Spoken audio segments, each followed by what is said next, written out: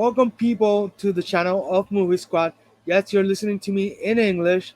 If you're watching this video, today we're going to have an interview in English with Derrick Crow. He's a writer, he's an editor, and he's working on something really big. It's the next multiverse dimensional adventure, and it's called Fletcher Cross. The Multiverse Awaits. He's working for Foreign Press Comics, and so we're gonna have him today on the channel. It's gonna be super good. Please keep on listening, and you're gonna have a blast. Okay. So hi guys, my name's Emmanuel. Welcome to this English podcast. So today we're gonna do things a little bit different. Those who know the channel Movie Squad know that most of our content is in Spanish. But today I have a very good friend, an amazing writer, really talented, Derrick Crow. Thank you, Derrick, for being with us tonight. Yeah. Thank you for having me. Yeah. So, Derrick, can you tell the people who don't know you who you are and what you do and what is it? What are we going to talk about during this time? I'm a comic book writer and editor, and we're going to be talking about Fletcher Cross, The Multiverse Awaits, which is an anthology that I helped put together for Foreign Press Comics, along with Kyler Merrill, who is the head of Foreign Press Comics. And we put this together. We got some really talented people on it. And Emmanuel was very gracious enough to have me on to talk about it.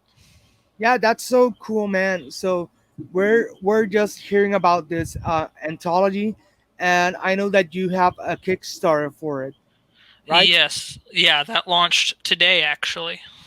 Yeah. So for those that are viewing this video later, it launched August the 3rd. So yeah, it's today. Yeah, that's really cool. Yeah, and so for those that want to get into the Kickstarter, I recommend it because I know that the content they're making it's pretty good. I read some of it, and people are gonna like it. It's so cool what you're doing. And can you tell the people a little bit more about who's Fletcher Cross and what is your involvement in his story? Yeah, he's just a very I don't know, arrogant, sort of egotistical guy who doesn't feel like he's gotten enough recognition for his work. Yeah. And so while he's working on this, he's helped create this dimension hopping device, or at least that's what they hope it'll do, called the Dimensionalizer.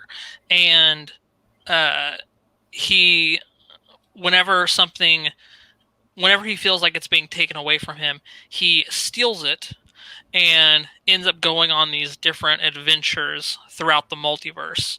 And that's where all the other creative teams come in.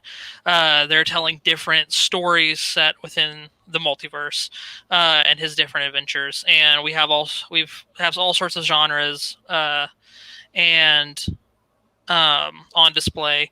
And along the way, Fletcher comes to understand himself more and the issues he sort of has internally with himself, and it all sort of culminates in a sort of reckoning with himself and what he's done. So yeah.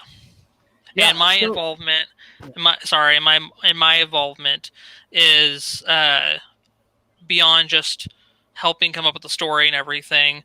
I helped curate the talent. A lot of my friends are on this. I helped edit the stories, edit the flow of the comic. I wrote several of the stories in here, and I lettered some of the chapters as well. So yeah, so I think it's pretty cool what you're doing with the Fletcher Cross anthology. And so we're talking about the multiverse. Some of the people that may be watching this or hearing about what we're talking about, they're saying the multiverse. I hear about that in Marvel, with the recent Loki episodes. And, at the end, there was, I'm not going to go into details because some of you may not have seen Loki at all, so get into that show. But I hope that Fletcher Cross makes it into the MCU. Do you think that's possible? Do you think? I think Fletcher could make it into the MCU because it is a part of the multiverse. Nice. So I think we're ready to see a little bit more about who Fletcher Cross is. So if production could show me a little bit of the pages that you sent me, I think we have a first page over here.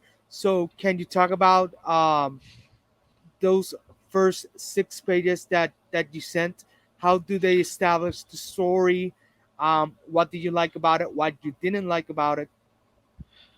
Yeah, this is actually the first chapter of The Multiverse Awaits. It's written by Kyler Merrill and the other co-editor, co-creator of this book, and art by Jay Sheik. I'm pretty sure that's how you pronounce his last name. I hope it is. Um, and it's just stunning artwork and a wonderful setup to the story. It's just basically the flat introduction is we get to sort of know a little bit about Fletcher. He's in the process of working on the dimensionalizer, and when his sort of co-scientist, co-engineer, whatever you want to call him, Curtis Day, is showing a bunch of government officials around the dimensionalizer and sort of kind of taking some of the credit away from Fletcher, or at the very least, Fletcher is disagreeing with what Curtis is doing, and whenever he gets a chance to, Fletcher takes the dimensionalizer and steals it, and that's where we go from there. It's Yeah. just very bare bones introduction to the story. Okay, so I think that's pretty good. I really like how it's styled. I saw that like depending on the story, it changes the art style, and that was something that I was talking with production about how some of the art is kind of like a reference point to that dimension hopping that we were talking about first, you know. Yeah. So it's not just only dimension hopping, but also changing art styles, and I think that actually gives it a little bit more creativity, and it sparks a whole other argument about how using multiple ways of art to send the same message, because it's basically the same story, but told in different ways, you know. Yeah. So I think it's pretty cool. Thank you. Yeah. So we were talking about the multiverse just a while ago, and I think it's super cool to say what's the difference between this multiverse that we're seeing in the Fletcher Cross Anthology and the multiverse, for example, in Back to the Future, DC, Marvel, other world that we have seen in pop culture.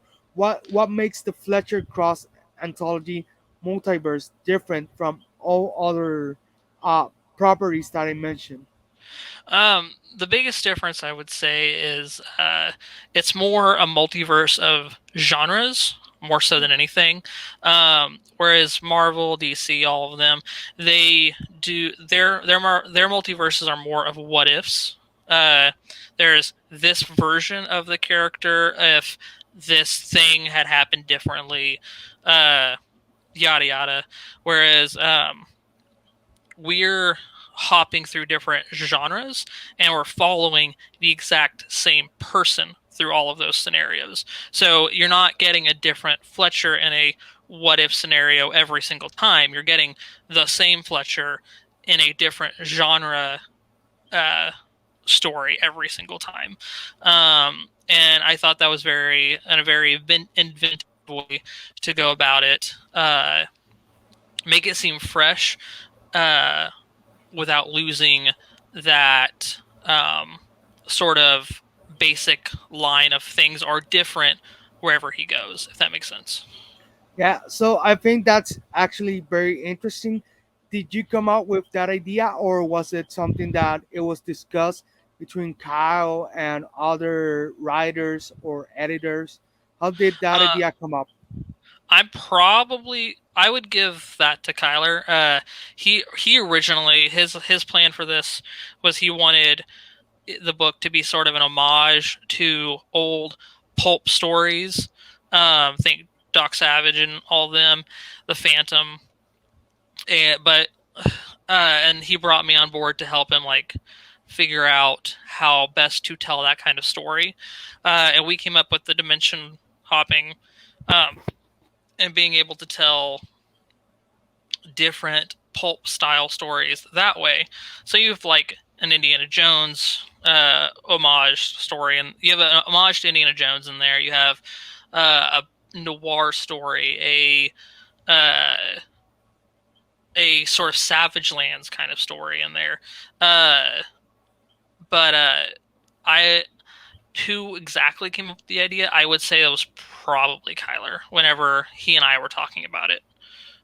Okay, so I think that's pretty cool that now that you're unpacking the details about how it all came about, I think that it's interesting because maybe some of the people that are watching this or hearing about it were a bit dubious about what the story is or where does it come from, and so now they have a pretty better idea about what they can expect from the Fletcher Cross Anthology, and so how much does it require for you to write this anthology? I know that you wrote about 5 or 6 of the chapters, right, in the book.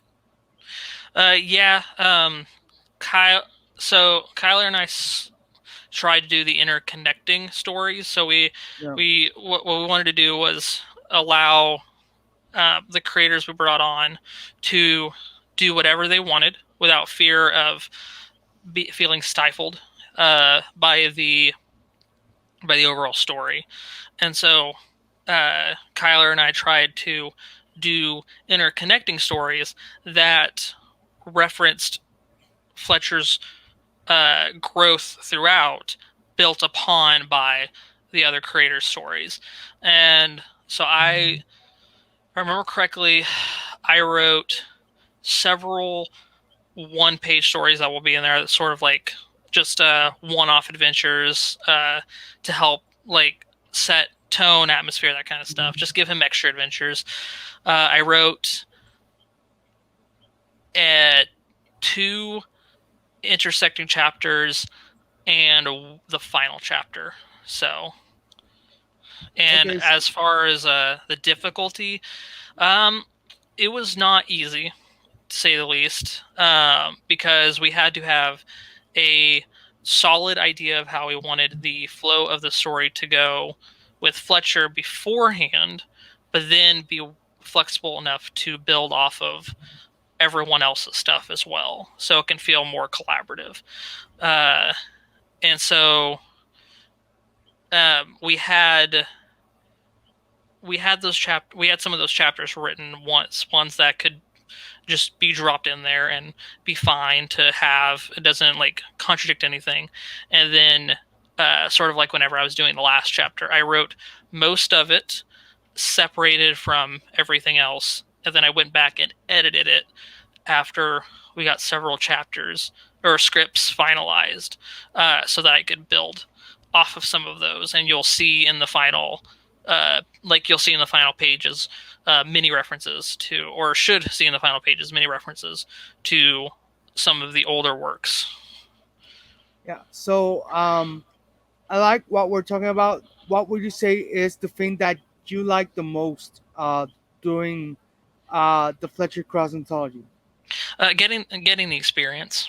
I really like making comics, and it's something I want to do with my life more full time. If not, I mean, and which is a very hard gig to get. But the fact that I was trusted enough to come on and uh, build something like this almost from pretty much from scratch, get a bunch of people on board that we felt confident would not only want to do this but give it their all, uh, and try to bring it home and be a solid adventure that readers will enjoy and get something fulfilling out of it for their time. The fact that I was trusted enough to be given that responsibility makes me very happy.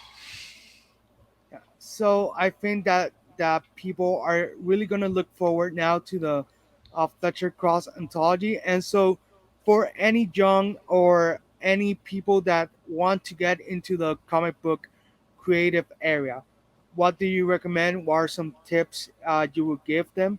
I know that you want to pursue a career uh, in making comics, and I believe that's possible. You know, it requires a lot of work, but what are some tips that you would give to those who want to get, you know, their hands dirty into the comic book business? Um, as someone who's still learning it myself, one good resource I found that's helped me a whole lot. I'm gonna rep a a group comics group that I'm a part of, and I've been a part of for about 5-ish years now. I think 4 or 5 years.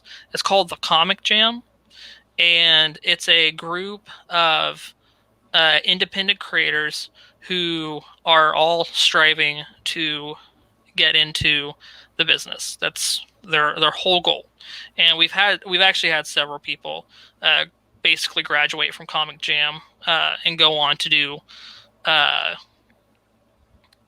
professional work. And it's basically just a good place to tell one-page stories set to themes voted on by members there, and you get paired up with a writer, artist, letterer, the whole shebang, and you tell a one-page story, and that helps you learn editing, pacing, um, and build your portfolio. Everyone is working for free.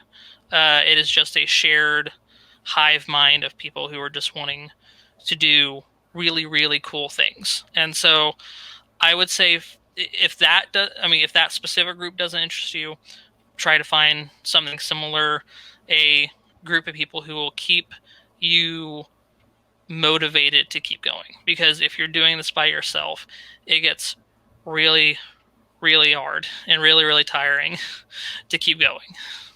Yeah, I can agree with that because even as I am doing this podcast, Movie Squad, it takes an effort, you know, and I don't do it alone because I would probably be tired or, you know, I wouldn't have enough resources to go on. So that's, I think that working in a team always helps. Working with people who, like you said, are like minded and can help you get to higher levels, you know, to new goals. I think that's great. And so, Derek, it was awesome having you today on the show. Is there anything else you would like to add, whether it's Uh, about the anthology or anything you want to say about yourself? yeah, it would be great if people back to the comic. We're only trying to raise $5,000. Last I checked, before getting on here, we already have almost at 500 in our first day, so that's really awesome.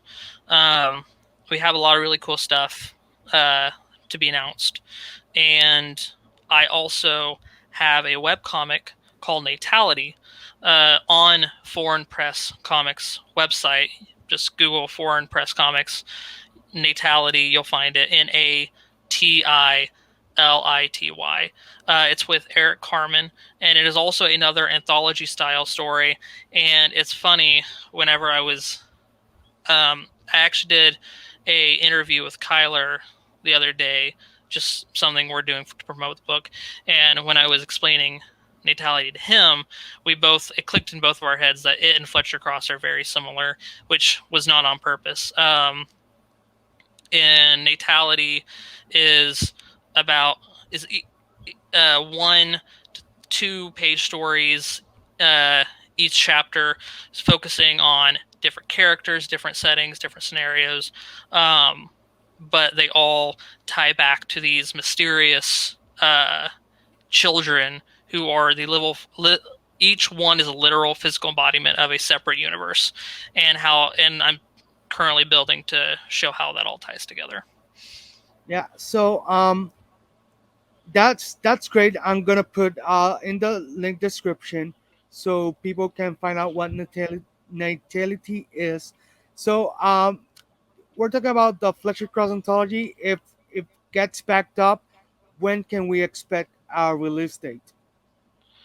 That I'm not sure yet. The book itself is pretty much done. We have a few things we're still finalizing about it, but right now our biggest goal is to get it funded because then we can get it printed, and after that it's just basically um, editing anything that needs to be edited, uh, getting it ready for print, and getting it sent out.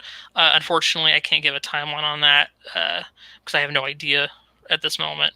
But I mean, if it gets funded, we're off to the races. So we will try to get that out as soon as possible. We already have, like I said, we already have most of the book already done. So Yeah, so don't worry. I know that it will get backed up. Movie Scott will be donating into the Kickstarter. I will also put the Kickstarter in the description so people can donate and keep in touch with you guys. So Derek, do you use any social media that we can promote here on the channel? yeah, mostly just you can find me on Twitter at Kazakun Forever, KAZEKUN Forever, and the full my full name on there is Derrick Crow, was mentioned in Gizmodo once, so you can find it pretty easily. Uh, I am getting better at putting up like personal tweets on there. I mostly just retweet a lot, but that's just how it goes. So Yeah, so thank you very much, Derek, for being with us today on the channel. I hope that the Fletcher Cross Anthology can be, in a physical form before the year ends, hopefully, and we can read all about it by Christmas time. Does that sound well, great? thank you. Yeah, Yeah. that'd be awesome. Okay. So thank you very much, and now we're gonna sign off. So thank you very much, guys. We'll see you on the next podcast.